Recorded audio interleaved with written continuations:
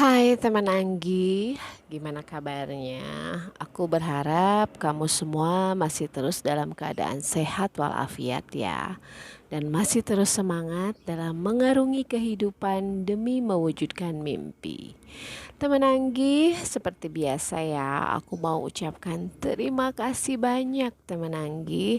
Terima kasih sebanyak-banyaknya karena kalian semua masih terus setia mengikuti channel ini. Makin hari subscribernya makin banyak teman Anggi. Luar biasa, aku terharu banget. Aku jadi bisa tambah semangat lagi untuk berbagi energi sama teman Anggi semua. Aku berharap semua energi baik di channel ini bisa menjadi energi yang sangat bermanfaat buat teman Anggi semua. Amin amin. Teman Anggi, banyak yang sudah menonton video ini ya, tapi ketika mereka mencoba mempraktekkan dan membayangkan afirmasi, mereka belum bisa mendapatkan gambaran yang clear. Berdoa, minta sama Tuhan, lalu afirmasi adalah cara kita meyakinkan diri bahwa apa yang ingin kita manifestasikan bisa terjadi. Betul sekali, tapi kenapa ya bayangannya kok gelap? Gambaran afirmasi aku nggak kelihatan ya. Bahkan aku nggak yakin. Gimana ini teman Anggi? Baiklah. Di video sebelum-sebelumnya aku pernah bagikan ya bahwa berdoa adalah sebuah proses transaksi mental yang ada di dalam diri kamu dan diri kamu sendiri. Untuk apa berdoa, teman Anggi? Untuk kita sandarkan kepada Tuhan. Sekali lagi kepada Tuhan ya. Tapi sebelum kamu berdoa, kamu pastinya punya keinginan yang ingin diutarakan ya kan? Ya enggak? Makanya kalau kamu punya pendapat, berdoa adalah menyandarkan permintaan kita kepada Sang Pencipta. Aku sangat setuju. Aku sarankan kamu nonton video ini ya sampai tuntas agar kamu nggak gagal paham. Nah, teman-temanku sayang, di channel ini aku mau garis bawahi sama kamu ya. Aku bukan tipikal orang yang selalu berpikir dengan rasional. Dan kalau diperhatiin, kebanyakan dari video aku ini, aku selalu menghayati sebuah kekuatan yang bukan berasal dari rasa percaya, tapi dari rasa yakin. Jadi, channel ini isinya keyakinan, dan keyakinan itu adalah hal yang bersifat individual. Ya, karena aku nggak bisa memaksakan keyakinan seseorang, dan yakin itu sesuatu yang berkaitan dengan spiritual movement. Apa itu? Yaitu Tuhan. Atau boleh dibilang alam semesta. Terserah kamu silahkan. Tapi intinya memang ada sebuah kekuatan yang jauh lebih besar daripada diri kita. Namun kita bisa aktifkan karena memang ada dari kita semenjak penciptaan kita dari dulu. Aku bahkan gak tahu agama kamu. Ada yang Islam, Kristen, Hindu, Buddha, dan aku gak punya hak atas keyakinan kamu. So, lakukan cara berdoa dengan metode kamu masing-masing. Nah, di channel ini aku akan mengingatkan kamu semua untuk jangan terlalu sombong dengan pikiran-pikiran yang bersifat causal main. Kamu lihat bola, kamu percaya di situ, tapi kamu juga harus percaya dan yakin bahwa ada kekuatan yang luar biasa di alam semesta ini yang gak pernah bisa kamu lihat ya. Banyak sih yang bilang sama aku, wah kamu ngayal aja, kamu sesat. Semangat ya Anggi delusinya. Ah, aku yakin kamu ini hoak. Aku yakin dia juga pasti gak kaya-kaya banget. Ya gak apa-apa sih.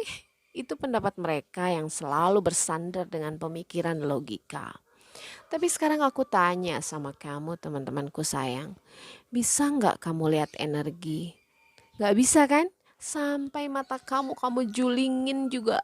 Kamu melotot juga nggak akan pernah kelihatan energi itu.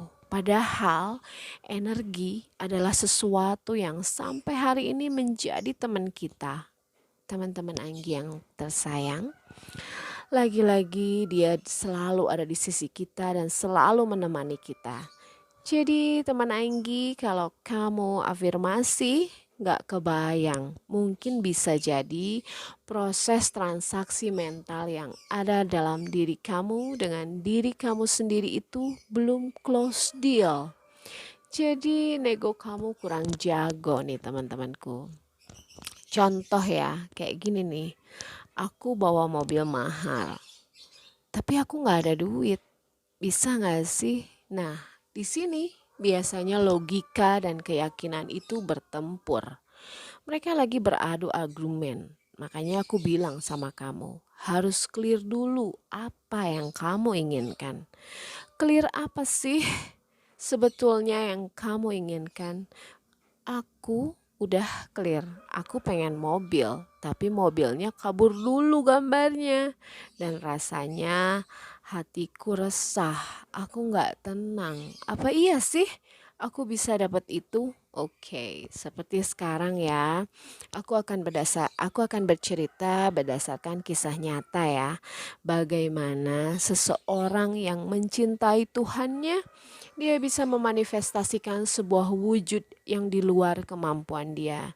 Dan bukan hanya itu saja, dahsyatnya cerita yang akan aku mulai ini adalah ketika aku berargumen dengan partner hidup aku. Oke, aku punya partner hidup. Ya, siapa lagi kalau bukan suamiku? Lumayan ya, dia itu orangnya sangat skeptis. Dia orangnya logika banget. Karena dia memang selalu berpikir skeptik ya. Kenapa? Karena ketika dia belum bisa mencapai tujuannya, biasanya dia akan terus bekerja mati-matian. Habis-habisan, dan kalau belum berhasil alias gagal, dia stres, jengkel, baper. Artinya apapun itu dia nggak percaya akan kekuatan lain selain bekerja dan berusaha. Ya karena menurut dia apa yang sampai hari ini dia manifestasikan itu bukan dari menghayal atau bermimpi. Bahkan dengan pedenya dia bilang saya nggak pernah mimpi. Saya kerja keras ya kerja aja. Saya tahu kalau saya nggak bergerak pasti saya nggak bisa mewujudkan apa yang saya mau. Saya atur semua rencana-rencana saya dari mulai business plan, marketing strategy, market analysis financial, semua dirangkai dalam satu kesatuan target di business plan. Dan hasilnya ya maksimal. Pasti akan dia catat. Artinya potensi gagal pasti sedikit sekali ya. Padahal dalam hati aku semua yang diucapin dia sebelum dia mulai adalah plan. Dan arti dari plan adalah semua yang ada di mind. Rencana, keinginan, harapan. Ya tapi aku pun nggak apa-apa sih dengan pendapat itu. Buktinya dia berhasil dan aku nggak bisa menyangkal. Toplah Pak Suami. Kenapa? Karena manusia memang diberi pikiran, badan, perasaan, dan energi untuk bisa berusaha. Nah, tapi yang aku kurang srek dari suami aku ini, dia adalah tipe orang yang skove gitu. Dia tipe orang yang suka mengolok-olok keyakinan orang, apalagi keyakinan orang yang sedang bermimpi baik demi hidupnya. Ya kenapa? Karena dia merasa dia sudah valid. Sehingga orang-orang yang sedang mempunyai mimpi baik dalam hidupnya akan patah jika berhadapan dengan dia. Ya udahlah, lupainlah hal itu. Mimpi-mimpi itu nggak bener. Yang benar itu kerja. Salah satu jargon favorit dia. Bahkan dia pernah bilang sama aku, kalau kamu lapar, apa yang kamu masukin ke dalam perut kamu? Nasi atau keinginan, atau doa, atau mimpi, atau harapan?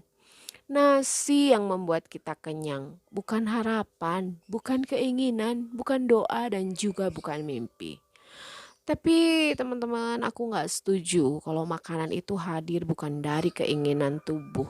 Pasti kalau kamu lagi lapar, kamu punya keinginan kan? Supaya kamu kenyang, jangan sangkal itu. Sekali lagi kamu punya keinginan agar kamu bisa kenyang. Bukankah keinginan adalah harapan, doa, kepastian dan keyakinan untuk diri sendiri ya kan? Dan jujur aku juga nggak tahu realitanya. Makanan itu bisa timbul dari mana ketika kamu punya keinginan. akan ada nasi, bisa jadi kamu keluar mencari nasi, bisa jadi kamu minta sama tetangga, bisa jadi kamu yang kerja. Ya aku nggak tahu, yang jelas yang pertama kali hadir ketika kamu lapar adalah keinginan agar nasi itu masuk ke dalam perut kamu. Jadi yang membuat kamu kenyang pastinya keinginan, bukan nasi, karena tidak akan pernah hadir jika kamu nggak punya keinginan. Oke teman-teman Anggi, bagi kaum cocok logi kayak suami aku itu, setelah semua doa dan afirmasi dilakukan oleh para dreamer, apa yang mereka lakukan? Mereka dengan sombongnya bilang begitu, seperti kaget. Ya pantas aja lah dia berhasil, dia kan sebelumnya begini, dia kan punya orang tua yang begini, dia selalu mencari sebabnya. Dia selalu merendahkan kekuatan mimpi orang. Teman-temanku sayang, setelah aku menjalani hidupku puluhan tahun, hingga saat ini aku mempelajari satu esensi dari pengalaman hidup. Aku jatuh bangun, jatuh lagi teman-teman. Dan aku bukan tipe orang yang rasional ya. Aku bukan tipe orang yang selalu bersandar pada sebuah pemikiran logis. Aku adalah seseorang manusia yang selalu yakin akan kekuatan besar yang luar biasa, yaitu Tuhan beserta alam semesta ini. Oke, aku mau cerita tentang keajaiban yang terjadi dalam hidupku, yaitu saat sulit aku memang bersandar pada pekerjaan yang aku lakukan.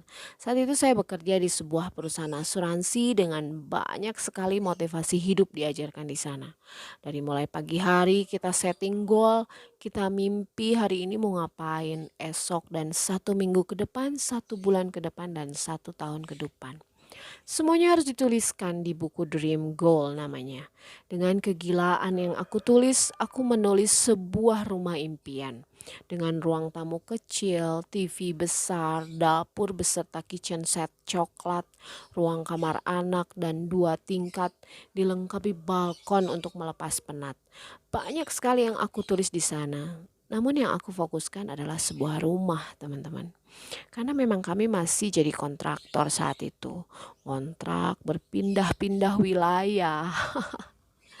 Anakku sudah 4, namun aku belum memiliki rumah. Aku berpikir bagaimana ini? Bagaimana nanti jika mereka malu kalau harus mengerjakan tugas di rumah yang sempit dan sepetak ini. Ya Tuhan, aku percaya bahwa nanti aku pasti punya rumah dengan spek yang tadi aku impikan. Dengan kitchen set, dengan balkon, dengan rumah 2 tingkat. Ya, namun lagi-lagi suamiku tersayang ini mematahkan impianku. Dia bilang, dari mana dapat rumah spek kayak gitu? Kerjaan aja gaji sekian, anak aja udah banyak. Dia selalu berhitung secara logika matematika. Namun aku selalu sembunyikan buku impianku darinya karena suka ditertawakan teman-teman. Di dream book itu ada gambar mobil, ada gambar Ka'bah, ada gambar destinasi wisata. Tapi itu semua hanya ada dalam impianku yang kupesan ke alam semesta. Entah kapan pesanan itu dibuat, diantar sesuai aplikasi. Oke, teman-teman. Hari berganti, tahun berlalu, tidak ada kejadian signifikan. Aku masih berharap memiliki rumah, tapi selalu dipatahkan oleh beliau, suamiku tersayang. Akhirnya singkat cerita tahun 2018 aku membuka usaha restoran di dapur ya teman-teman. Kali itu memang aplikasi online itu baru datang ya, kayak aplikasi Gojek, Grab itu kan. Lalu dengan berbekal pengetahuanku di YouTube, aku buka salah satu resto di rumah. Aku lupa mimpiku yang sudah kupesan ke alam semesta. Aku lepaskan semua biar terbang. Namun aku disibukkan dengan usaha kuliner yang aku buat. Aku menikmati semua proses yang Tuhan kasih. Aku berbahagia menjadi magnet uang. Apapun yang kubuat dengan tanganku bisa menghasilkan rupiah. Satu persatu barang impian telah aku beli. Barang-barang mahal yang hanya impian sudah aku beli. Buat aku mahal loh membeli sebuah mixer dengan jumlah 8 piece untuk mengolah makanan. Membeli beberapa unit handphone untuk keperluan bisnis, membeli banyak kompor gas untuk keperluan bisnis dan cabangku. Aku dikenal luas oleh teman-teman sebagai pengusaha yang lumayan sukses. Aku memiliki beberapa karyawan yang stay di cabang. Aku bahagia saat itu. Aku melupakan semua mimpi-mimpiku, aku serahkan kepada alam semesta. Terserah deh ya Allah, terserah Tuhan, kamu mau ngasih aku kapan, aku terima. Tapi aku tidak pernah melupakan buku diary dream buku itu. Lalu amazing pada tahun 2019, setahun setelah itu, alam semesta seolah memberikan hadiah terindah yang pernah ada di mimpiku. Yes, rumah impian. Seketika keluarga suamiku memberikan kami uang warisan yang banyak sekali jumlahnya. 250 juta loh ya. Bukan dari hasil usaha, bukan dari gaji suamiku ataupun hasil investasi. Oh Tuhan, aku bisa membeli sebuah rumah impian lengkap dengan perabotan yang aku mau. Selain itu, bonus liburan sebesar 20 juta untuk berlibur ke Yogyakarta dan ke Pantai Klayar, Jawa Timur dengan membawa 4 anakku dengan memakai kereta yang argo gitu ya. Dengan membawa uang yang sangat banyak, kami menikmati liburan itu dengan penuh sukacita. Terima kasih Tuhan, terima kasih alam semesta. Namun, lagi-lagi suamiku tidak mempercayai ini adalah jawaban semua mimpiku. Dia adalah orang logika. Dia cocok logi. Dia beranggapan bahwa semua ini sudah rezeki yang diatur yang Maha Kuasa. Ya sudahlah, biarkan aku menikmati bahagiaku tanpa ada intervensi dari beliau. Aku akan menuliskan lebih banyak lagi mimpiku dalam buku pribadiku tanpa dia tahu. Teman-teman Anggi, kalau kamu ingin bisa merasakan afirmasi dan mimpi baik, kamu dengan niat baik demi wujud yang baik, aku sarankan kamu libatkan suatu zat yang memang gak masuk bagian dari logika. Teman Anggi, yakinlah teman Anggi, kamu akan tenang dan kamu lepaskan karena kamu yakin Tuhan beserta alam semesta ini akan mengabulkannya. Terus semangat ya, dan aku titip sama kamu semua, terus berdoa lalu berusaha, terus berdoa lalu berusaha ya teman Anggi. Salam sayang dari aku yang emang agak nyeleneh. Oke.